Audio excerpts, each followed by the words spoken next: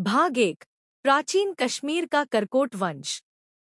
बहुत समय पहले, जब कश्मीर की घाटियां बर्फ से ढकी नहीं थीं, बल्कि हरे मैदानों, झीलों और मंदिरों से भरपूर थी, तब वहां एक वंश ने जन्म लिया, करकोट वंश।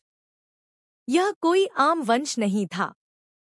यह जन्मा था बुद्धि और शक्ति की छाया से, और इसकी नींव रखी गई थी एक ऐसे शासक द्वारा जिसका नाम आज बहुतों को याद नहीं। दुर्लभ वर्धन। कहा जाता है कि दुर्लभ एक साधारण कुल का था, लेकिन उसकी दृष्टि में कुछ ऐसा था जो भविष्य देख सकती थी। धीरे धीरे उसने कश्मीर के छोटे छोटे गुटों को जोड़ा और बनाया एक एकजुट राज्य, जो न केवल सुंदर था बल्कि शांत और समृद्ध भी। उसके बाद आया ललितादित्य मुक्तापीड़, एक ऐसा नाम जो इतिहास की सबसे धीमी सांसों में अब भी गूंजता है। ललितादित्य ने सिर्फ युद्ध नहीं जीते, उसने कला, वास्तुकला और धर्म को एक साथ बहने दिया। मार्तंड सूर्य मंदिर, जिसके स्तंभ आज भी चुपचाप खड़े हैं, उसी की भेंट है। उस मंदिर की दीवारों पर सूर्य की रेखाएं नहीं, बल्कि उस वंश की आत्मा अंकित है। कहा जाता है, जब रातें बहुत शांत हो जाए और नींद गहरी उतरने लगे, तो कश्मीर की घाटियों से एक हल्की सी गूंज आती है, जैसे कोई पुराना राजा अब भी अपने मंदिर के आंगन में टहल रहा हो। करकोट वंश अब इतिहास के पन्नों में धीरे धीरे धुंधला हो गया है, लेकिन उसकी उपस्थिति अब भी उन पहाड़ियों की हवा में है, और हर वो स्वप्न जो शांति में बहता है, शायद उसी वंश की छाया से गुजरता है। भाग 2। कांगड़ा का त्रिगर्त साम्राज्य। बहुत दूर हिमालय की गोद में बसा एक नगर, जहां घाटियां हरियाली से लहराती थीं, नदियां धीमे गीत गाती थीं, और समय बस वहीं रुक गया था। वहां था एक पुराना साम्राज्य, त्रिगर्त, जिसे आज हम कांगड़ा के नाम से जानते हैं। त्रिगर्त कोई साधारण भूभाग नहीं था। यह 3 नदियों के संगम पर बना एक ऐसा क्षेत्र था जहां सभ्यता और सुरक्षात्मक शक्ति दोनों एक साथ विकसित हुई थी। महाभारत में भी इसका उल्लेख आता है। कहा जाता है कि त्रिगर्त के राजा सुशर्मा चंद्र कौरवों की ओर से युद्ध में उतरे थे, पर त्रिगर्त की कहानी युद्ध से अधिक गहराई लिए है। यहाँ कला, वास्तु और विश्वास सदियों से मिलकर जीते रहे। कांगड़ा का किला, जो पहाड़ियों पर सन्नाटे की तरह खड़ा है, कभी त्रिगर्त की आत्मा हुआ करता था। उसके पत्थर, जिन पर बारिश थिरकती है और हवा रुकती है, अब भी उन सैनिकों की सांसें लिए हुए हैं जो कभी दीवारों पर पहरा देते थे। त्रिगर्त के राजा केवल युद्ध नहीं करते थे, वे कवि, दार्शनिक और संरक्षक भी थे। यहाँ के मंदिर, यहाँ की चित्रकला, सब कुछ जैसे नींद में बहता एक स्वप्न है। आज जब आप कांगड़ा की ओर देखें, तो वह केवल एक जिला नहीं, बल्कि एक धुंधला साम्राज्य है, जो अब भी चुपचाप अपनी कहानियां हवा में बुन रहा है। शायद अगली बार जब आप नींद में किसी पहाड़ी घाटी में उतरें और दूर से एक किला झांकता दिखाई दे, तो जानिए आप त्रिगर्त की सीमाओं में हैं, जहां समय ठहरा है और स्वप्न अब भी चलते हैं। 4। पांड्य राजाओं की समुद्री यात्राएं। बहुत समय पहले, जब समुद्र सीमाएं नहीं, बल्कि आमंत्रण हुआ करते थे, भारत के दक्षिणी छोर से एक वंश उभरा, पांड्य वंश। वे राजा थे, पर उनसे भी पहले वे नाविक थे, सपने देखने वाले। मदुरै उनकी राजधानी थी, एक ऐसा नगर जो मोती की तरह चमकता था, जहां ताम्रपर्णी नदी धीरे धीरे समुद्र से मिलती थी और लहरें जैसे आदेश सुनती थी। पांड्य राजा केवल युद्ध की तलवारें नहीं थामते थे, वे समुद्र की गहराइयों को अपनी सीमाओं की तरह समझते थे। उनकी नावें चुपचाप दक्षिण एशिया के जलमार्गों पर बहती थी।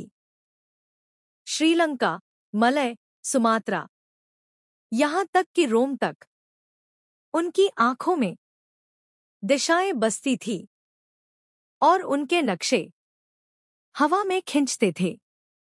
कहा जाता है कि पांड्य शासक मारवर्मन सुंदर पांड्यन ने समुद्री व्यापार को एक पूजा की तरह अपनाया। हर जहाज जब समुद्र में जाता था तो मंदिरों में शंख बजते थे। उनकी मुद्रा, उनकी वस्त्र, यहां तक कि उनकी कहानियां भी दूर दराज के द्वीपों तक पहुंची, जहां आज भी कुछ लोकगीतों में एक पांड्य नाविक का नाम सुनाई देता है।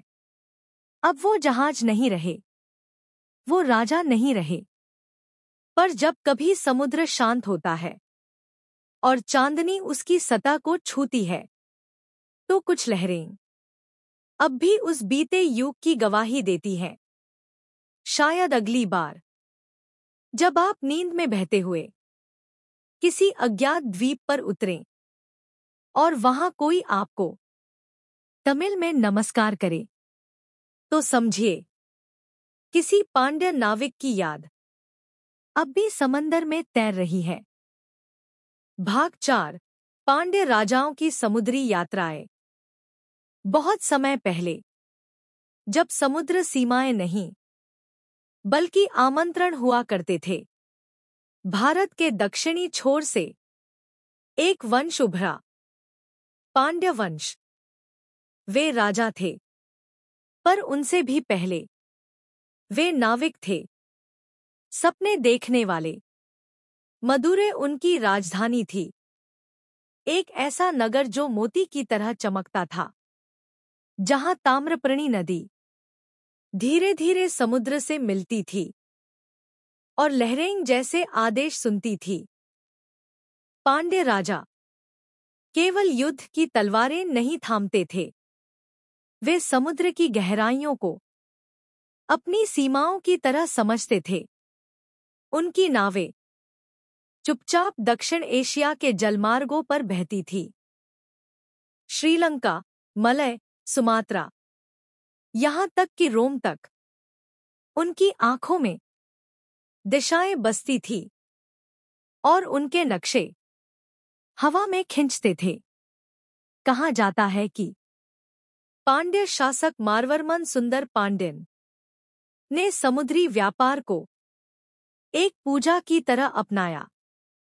हर जहाज जब समुद्र में जाता था तो मंदिरों में शंख बजते थे। उनकी मुद्रा, उनकी वस्त्र, यहां तक कि उनकी कहानियां भी दूर दराज के द्वीपों तक पहुंची, जहां आज भी कुछ लोकगीतों में एक पांड्य नाविक का नाम सुनाई देता है। अब वो जहाज नहीं रहे, वो राजा नहीं रहे, पर जब कभी समुद्र शांत होता है और चांदनी उसकी सतह को छूती है, तो कुछ लहरें अब भी उस बीते युग की गवाही देती हैं। शायद अगली बार जब आप नींद में बहते हुए किसी अज्ञात द्वीप पर उतरें और वहां कोई आपको तमिल में नमस्कार करे, तो समझिए किसी पांड्य नाविक की याद अब भी समंदर में तैर रही है। भाग 5, कलिंग युद्ध से शांति की ओर। पूर्वी समुद्र की ओर, जहां हवा में नमक और संदेश दोनों बहते हैं, एक भूमि थी, कलिंग, आज जिसे हम उड़ीसा कहते हैं। वहीं कभी कलिंग की सीमाएं थी। खुली हुई, निर्भीक और समृद्ध। यहाँ के लोग कठोर परिश्रमी थे, नाविक, कारीगर, योद्धा। और इस भूमि की आत्मा नदी, जंगल और पहाड़ों में समाई थी। पर कलिंग का नाम इतिहास में उस एक क्षण से जुड़ा है जिसने भारत की आत्मा बदल दी। कलिंग युद्ध, जिसे सम्राट अशोक ने लड़ा, जीतने के लिए नहीं बल्कि हारने के बाद जागने के लिए। कहा जाता है कि उस युद्ध के बाद जब अशोक ने रक्त से भीगे हुए मैदान देखे तो उनके भीतर कुछ टूट गया, या शायद कुछ जाग गया। उन्होंने तलवार छोड़ दी और शांति को अपनाया। कलिंग के मैदान, जो एक दिन युद्ध भूमि थे, धीरे धीरे बौद्ध भिक्षुओं की पदचाप से भरने लगे। मौन मंदिर, शांत विहार और आत्मा की खोज, यह सब वहीं पनपा जहां एक दिन चीखें थी। अब जब आप भुवनेश्वर या धौली की ओर जाए तो वहां की हवा में कुछ बहुत शांत मिलेगा। एक ऐसा मौन जो युद्ध से नहीं बल्कि क्षमा से पैदा हुआ है। और जब नींद आपको घेर ले और मन में कोई गूंज रहे तो शायद वो कलिंग के किसी अनाम योद्धा की एक अधूरी प्रार्थना हो जो आज भी हवाओं में तैरती है। भाग 6, चालुक्य चट्टानों पर लिखी शक्ति। दक्षिण भारत की भूमि में जहां लाल माटी और पहाड़ी हवाएं मिलती हैं, वहां उभरा एक ऐसा साम्राज्य जिसने पत्थर को इतिहास में बदल दिया। चालुक्य वंश। यह कोई युद्धवीरों का बस झुंड नहीं था। यह वो वंश था जो अपनी शक्ति को मंदिरों की छाव और कलाओं की रेखाओं में उतारता था।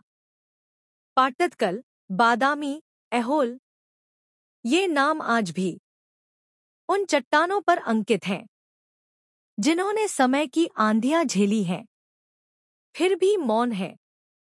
बादामी की गुफाएं, जहां शिल्प जैसे सांस लेता है, आज भी चालुक्यों की कल्पनाओं का प्रतिबिंब है। पुलकेशिन द्वितीय, इस वंश का सबसे प्रसिद्ध सम्राट, केवल तलवार नहीं चलाता था, वह विद्वानों से घिरा रहता। राजनीति के साथ साथ धर्म, साहित्य और स्थापत्य में अपनी रुचि दिखाता। उसने हर्षवर्धन को भी रोका था, लेकिन विजय उसके लिए केवल युद्ध का फल नहीं थी बल्कि एक उत्तरदायित्व थी। चालुक्यों की स्थापत्य शैली उत्तर और दक्षिण भारत की वास्तुकला का संगम थी। जैसे दो संस्कृतियां एक ही प्रस्तर में समा गई हों। कहा जाता है कि जब हवा बादामी की गुफाओं से गुजरती है तो उसमें एक धड़कन सी सुनाई देती है, जैसे किसी कलाकार की उंगलियां अब भी पत्थर को गढ़ रही हों। अगर कभी आप नींद में किसी पहाड़ी गुहा के भीतर चलें और वहां चट्टान की दीवार पर कोई आकृति आपको निहारती लगे, तो जानिए चालुक्य अब भी वही है। भाग 7, कदंब दक्षिण की लुप्त सत्ता। बहुत दूर दक्षिण भारत की गहराई में, सागर तट और पहाड़ियों के बीच एक वंश पनपा था, कदंब वंश।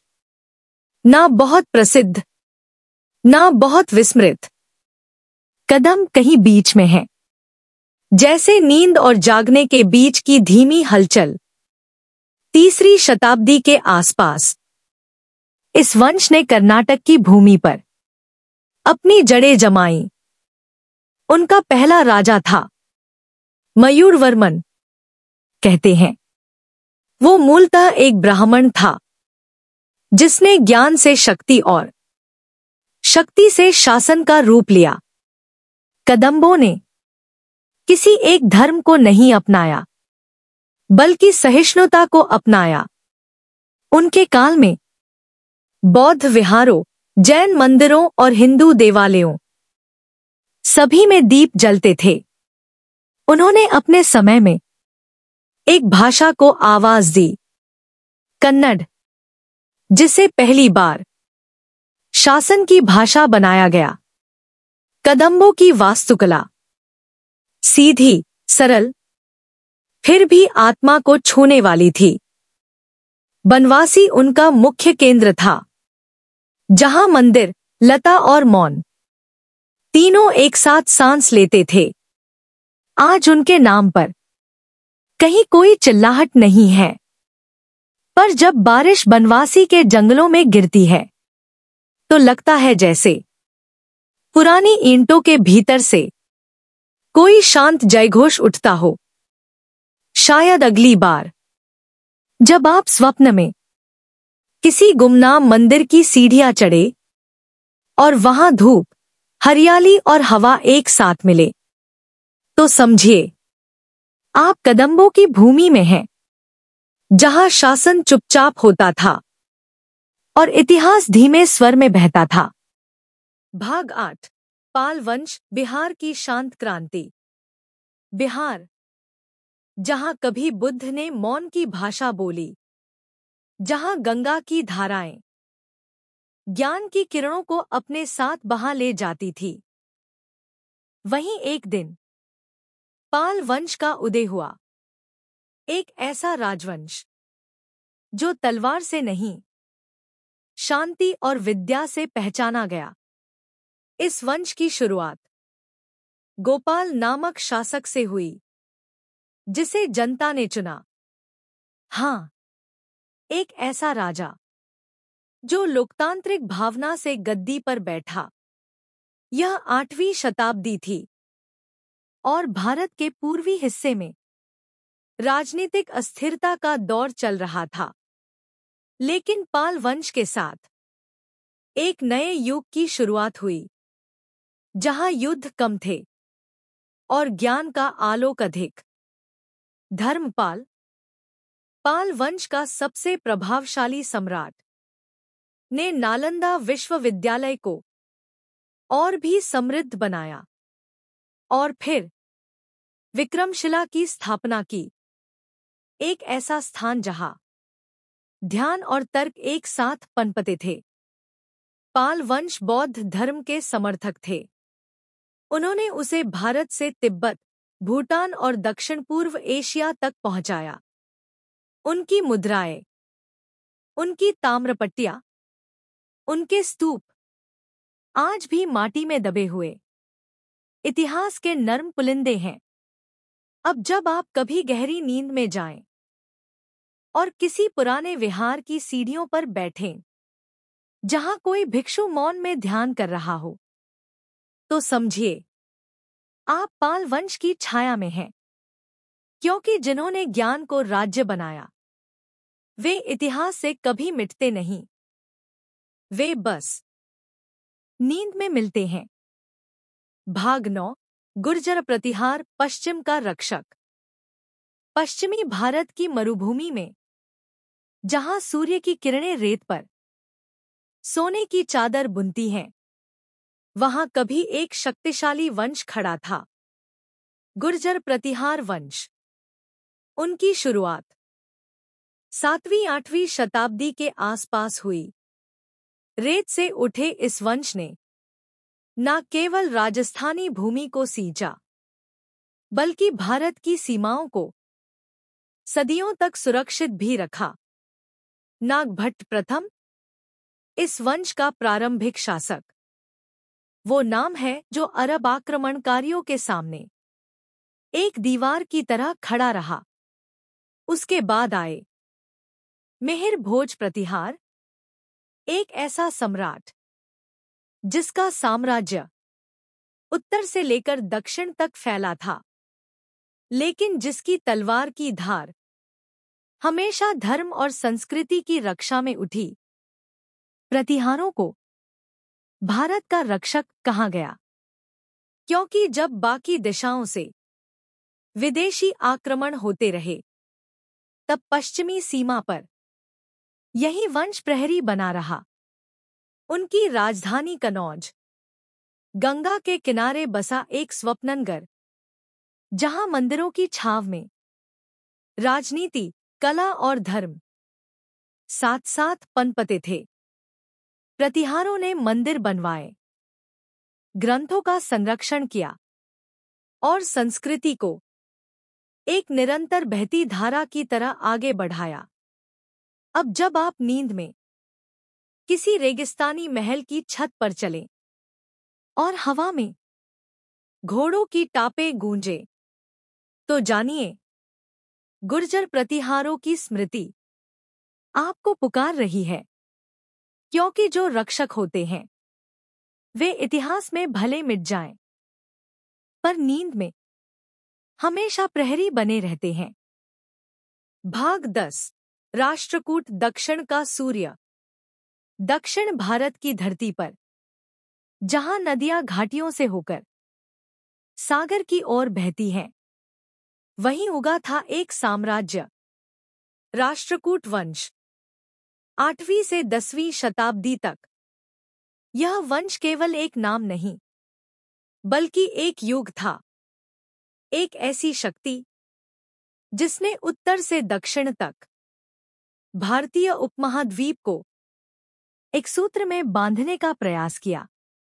उनकी राजधानी मालखेड़ा, जिसे मान्यखेड़ा भी कहा गया, न केवल राजनीतिक शक्ति का केंद्र था, बल्कि ज्ञान, कला और धर्म की त्रिवेणी भी। ध्रुव, गोविंद और अमोघवर्ष जैसे सम्राट सिर्फ युद्धों में विजयी नहीं थे, बल्कि कवियों, दार्शनिकों और संतों के संरक्षक भी थे। अमोघवर्ष प्रथम, एक सम्राट जो शांति को अपनी तलवार से ज्यादा महत्व देता था। उसने कन्नड़ भाषा और साहित्य को नए पंख दिए और मंदिरों की छाव में ध्यान, साधना और संगीत को आकाश की ऊंचाइयां दी। राष्ट्रकूटों ने एलिफेंटा की गुफाएं बनवाईं, पत्थर को कवि की तरह तराशा, जहां शून्य में भी नटराज की ताल सुनाई देती है। उन्होंने न केवल दक्षिण के सम्राटों को पीछे छोड़ा, बल्कि उत्तर भारत में भी कनौज त्रिकोणीय संघर्ष में अपनी मजबूत उपस्थिति दर्ज करवाई। उनकी नौसेना अरब सागर से होकर दूर दूर तक जाती थी और उनके दरबार में दुनिया भर के व्यापारी, विद्वान और कलाकार सम्मान पाते थे। अब जब आप नींद में किसी प्राचीन शिव गुफा में जाए, जहां दियों की रोशनी पत्थरों पर कहानियां लिखती है, तो समझ लीजिए राष्ट्रकूटों की आत्मा आपके स्वप्नों में उतर आई है। क्योंकि कुछ साम्राज्य इतिहास की किताबों से नहीं, हृदय की नीरवता में जिए जाते हैं। भाग 11। पाल वंश पूर्व का दीप। जब पूर्व भारत की धरती घने कोहरे से ढकी रहती थी और गंगा की धारा शांत स्वरों में बहती थी, तब वहां उदित हुआ एक तेजस्वी दीप, पाल वंश। 8वीं से 12वीं शताब्दी तक बिहार और बंगाल की धरती पर राज किया इस वंश ने। पर यह राज्य केवल तलवार और सिंहासन की कथा नहीं था। यह था ज्ञान, धर्म और करुणा का युग। गोपाल से प्रारंभ हुआ यह वंश, जिसे जनता ने स्वयं चुना। एक दुर्लभ उदाहरण, जहां जनिच्छा से एक सम्राट बना। फिर आए धर्मपाल, एक शासक जिसने सिर्फ युद्ध में विजय नहीं पाई, बल्कि नालंदा और विक्रमशिला जैसे विश्वविद्यालयों को पुनः विश्वपटल पर स्थापित किया। पाल सम्राट बौद्ध धर्म के गहरे अनुयायी थे। उनके संरक्षण में महायान और वज्रयान परंपराओं ने नई ऊंचाइयां छुईं। बोधगया, विक्रमशिला और कई बौद्ध विहार उनकी छाया में फले फूले, जहां दूर देशों से आए साधु ज्ञान की ज्योति लेने आते थे। पालों की कला में शांति की एक गहरी लहर थी। काले पत्थर की मूर्तियां, जिनमें बुद्ध की आंखें मानो नींद के किनारों पर ध्यानस्थ बैठी हों। उन्होंने तिब्बत, नेपाल और दक्षिण पूर्व एशिया तक बौद्ध धर्म की रोशनी पहुंचाई। एक ऐसी रोशनी जो हथियारों से नहीं, सद्भाव से फैली। अब जब आप नींद में किसी पुराने विहार की सीढ़ियां चढ़े और वहां दूर से घंटी की मध्यम ध्वनि सुने, तो समझिए पाल वंश का एक दीप अब भी जल रहा है, क्योंकि सच्चे ज्ञान की लौ कभी बुझती नहीं। वो स्वप्नों की रात में भी मन को प्रकाश देती है। भाग 12 चालुक्य वंश समय की शिलाओं पर अंकित। दक्कन के पठार पर, जहां लाल मिट्टी की महक मानो इतिहास से बातें करती है, वहां कभी एक वंश था, चालुक्य वंश, जिसकी कहानी पत्थरों में खुदी हुई है।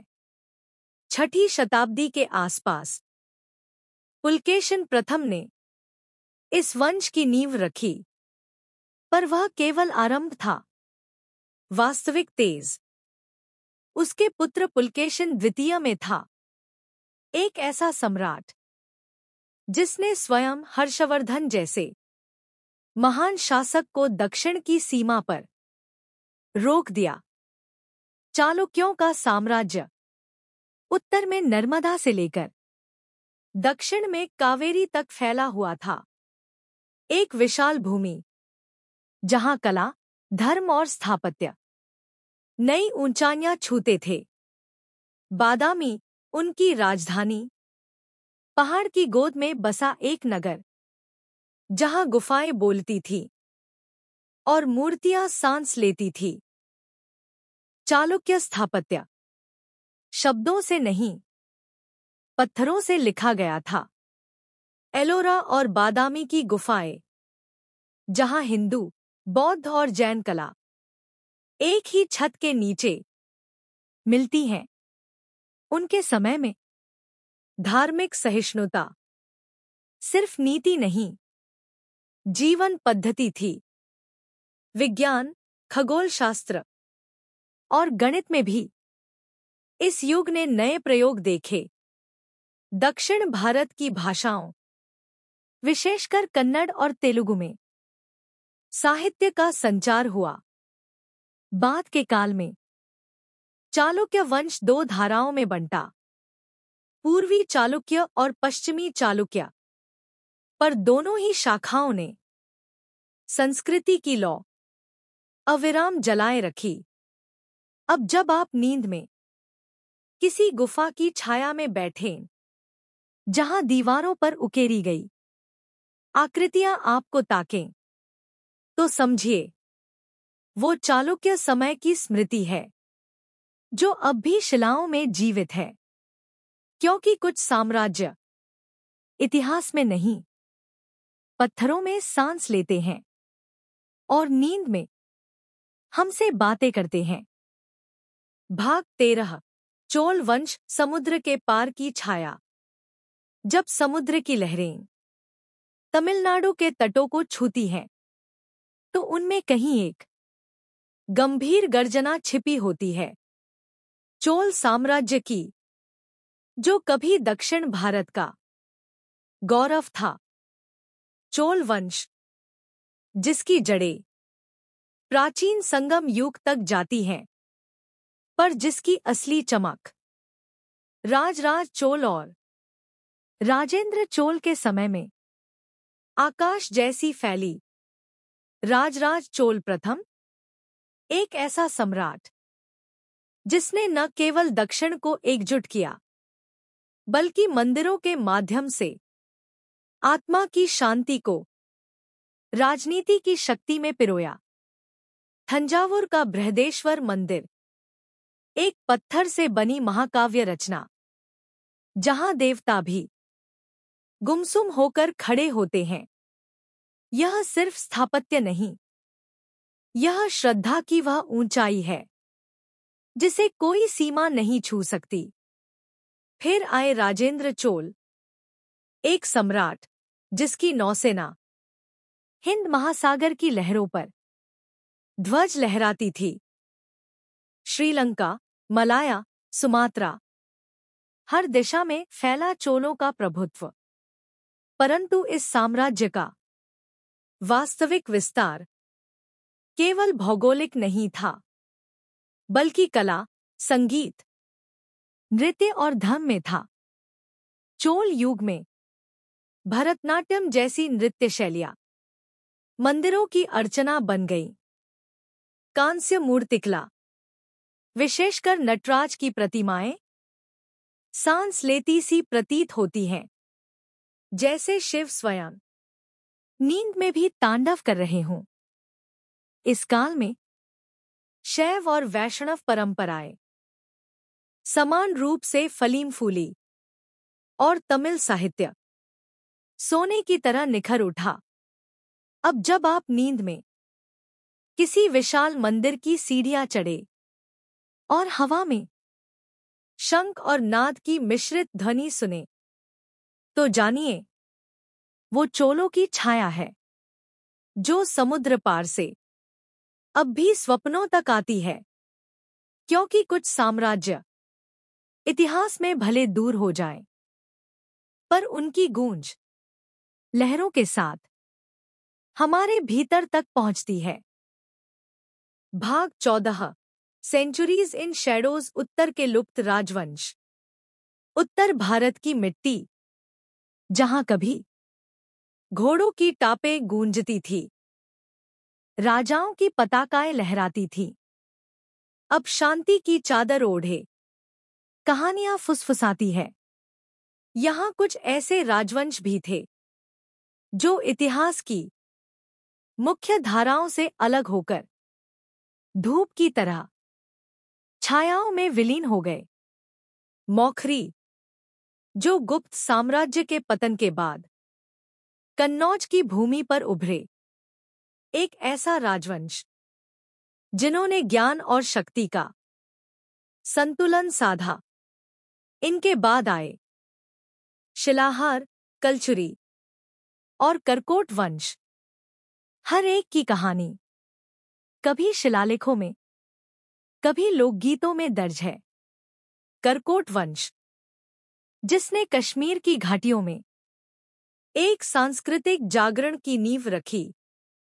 ललितादित्य मुक्तपिड़, एक सम्राट जिसका साम्राज्य अफगान सीमाओं तक फैला था।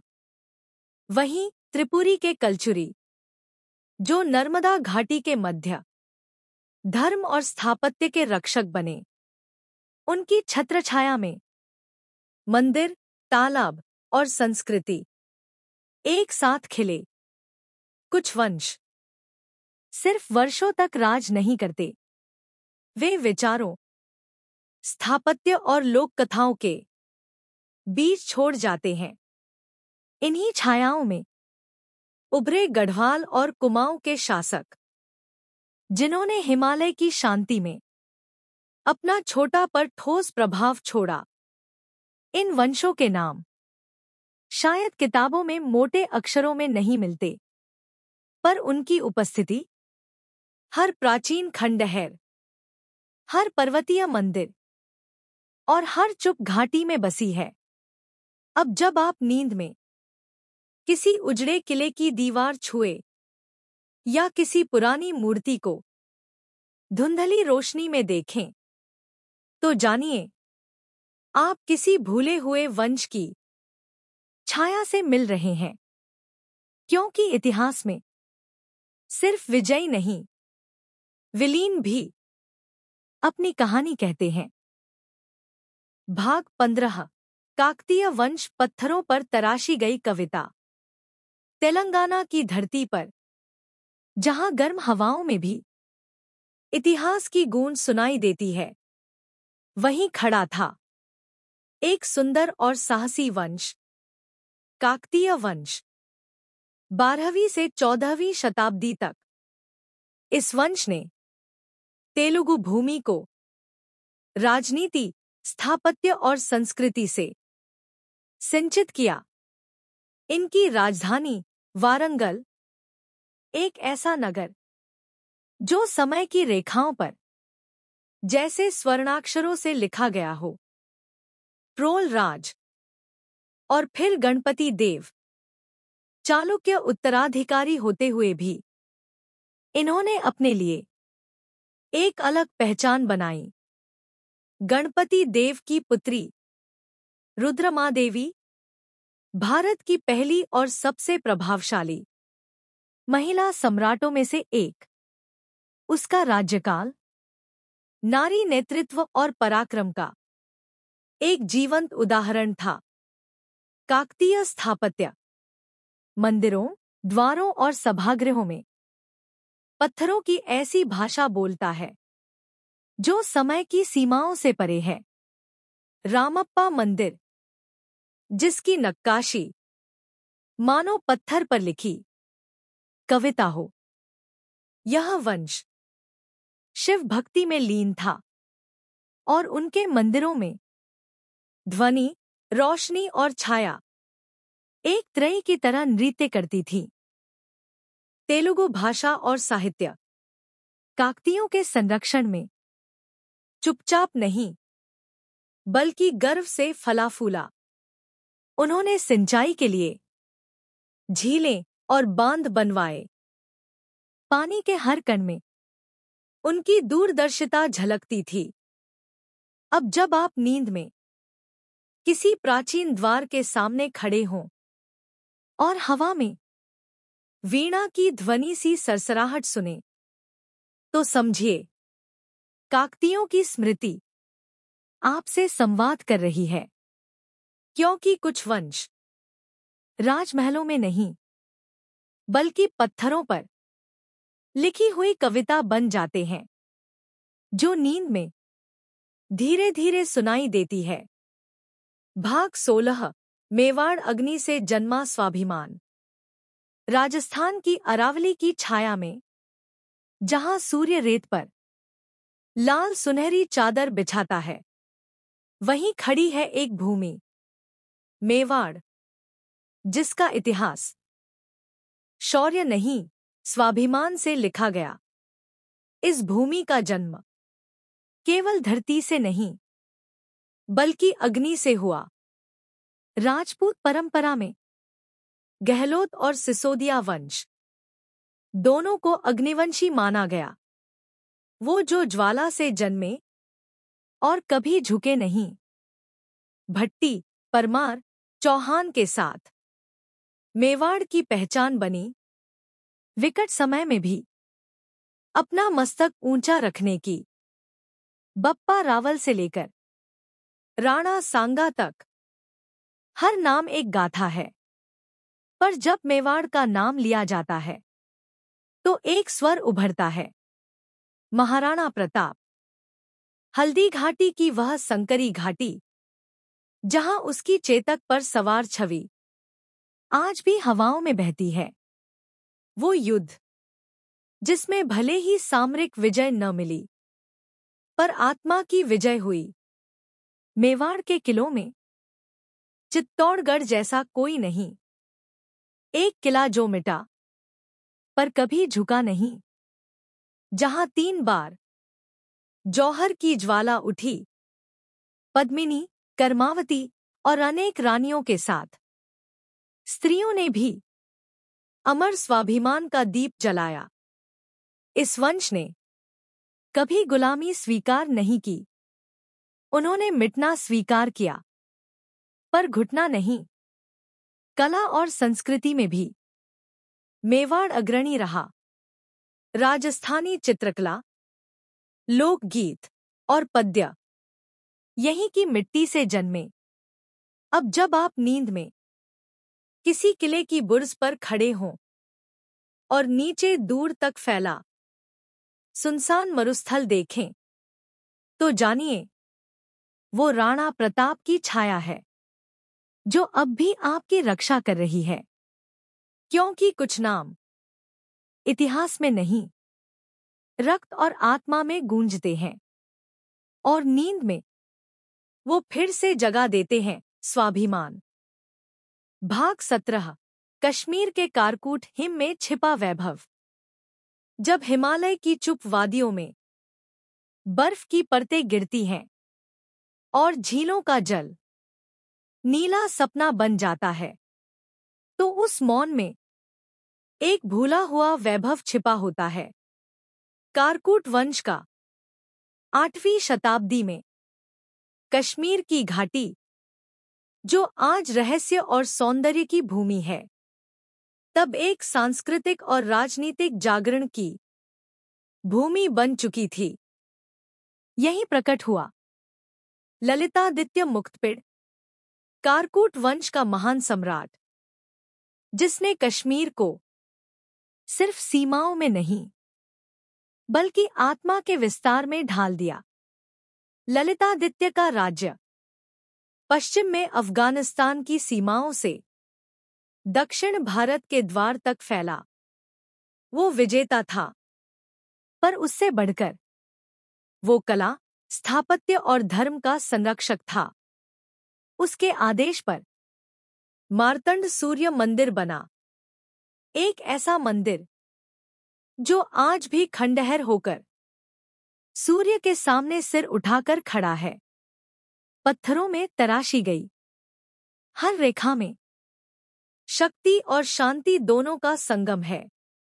कारकूट वंश के समय में संस्कृत साहित्य, ज्योतिष, तंत्र और दर्शन शास्त्र को एक नया विस्तार मिला। बौद्ध, शैव और वैष्णव परंपराएं घाटियों में एक साथ फैली। कश्मीरी शैव दर्शन, जिसे त्रिक प्रणाली कहते हैं, वहीं से प्रारंभ हुआ, जहां आत्मा को परम चेतना के रूप में देखा गया। इस युग के ग्रंथों में कालदास, वसुगुप्त और अभिनवगुप्त जैसे विद्वानों ने चेतना के रहस्यों को शब्दों में पिरोया। अब जब आप नींद में किसी बर्फीली घाटी में चलें और दूर कहीं घंटियों की धीमी आवाज सुने, तो समझिए आप कारकूटों की भूमि में हैं, जहां हिम के नीचे इतिहास अभी भी जीवित है। क्योंकि कुछ साम्राज्य मिट्टी में नहीं, हिम में सांस लेते हैं और नींद में आपको उस मौन वैभव का दर्शन देते हैं। भाग 18। गहड़वाल वंश, गंगा की शपथ।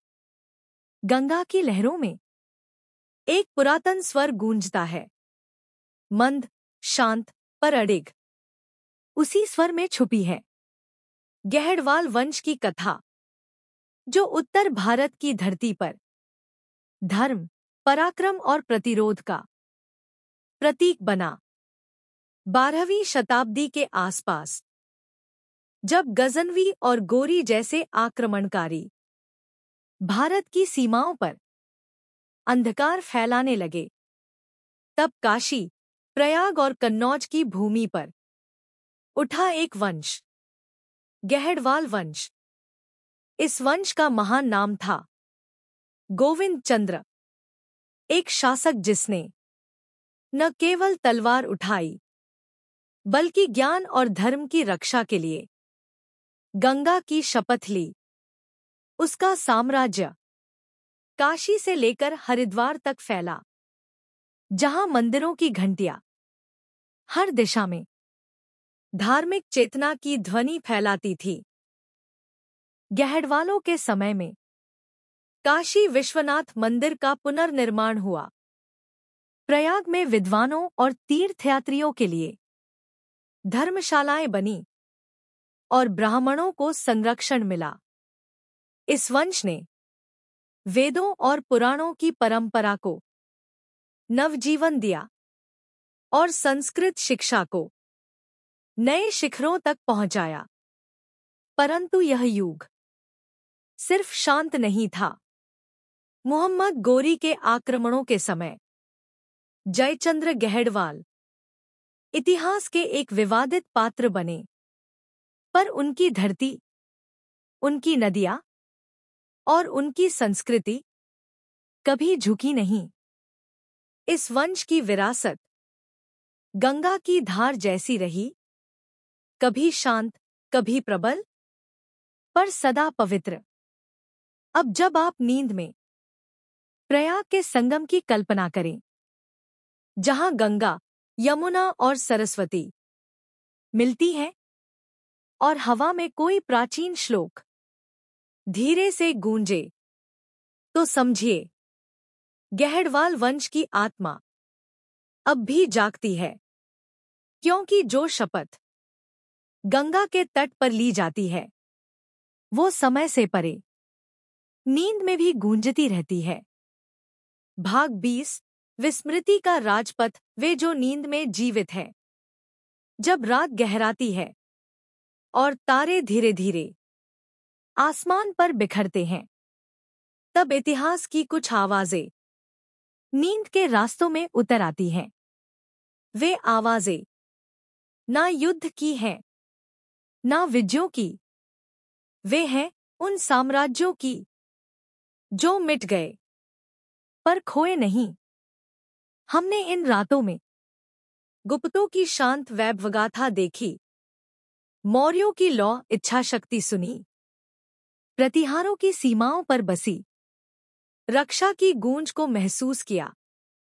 हमने राष्ट्रकूटों की गुफाओं में सांस लेते पत्थरों को छुआ, पालों के दीपों की लौ में ज्ञान की गरिमा जानी, और चोलों की लहरों में समुद्री विस्तार की प्रतिध्वनि सुनी। हमने देखा काकतियों की नारी शक्ति, मेवाड़ का अपराजेय स्वाभिमान, कारकुटों की बर्फीली वाणी और गहड़वालों की गंगा के प्रति अडिग आस्था।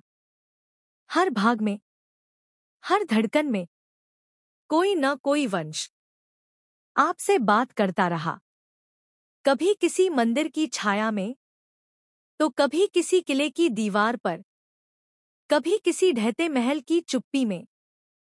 वे सब आपके स्वप्नों में जीवित हैं, क्योंकि इतिहास सिर्फ किताबों में नहीं बसता, वो सांझ की हवा में होता है, दीपक की लौ में, घंटी की गूंज में, और उस मौन में जो नींद से ठीक पहले आता है। विस्मृति का राजपथ, जिस पर चलकर हमने उन सभ्यताओं की छाया देखी जो अब भी हमारी स्मृति, हमारी आत्मा और हमारी नींद में बसती हैं। अब जब आप सो जाएं और कोई छवि धीरे से आपके पास आए, किसी पुरातन वेश में, किसी भव्य शिल्प की रेखा जैसी, तो डरिए नहीं।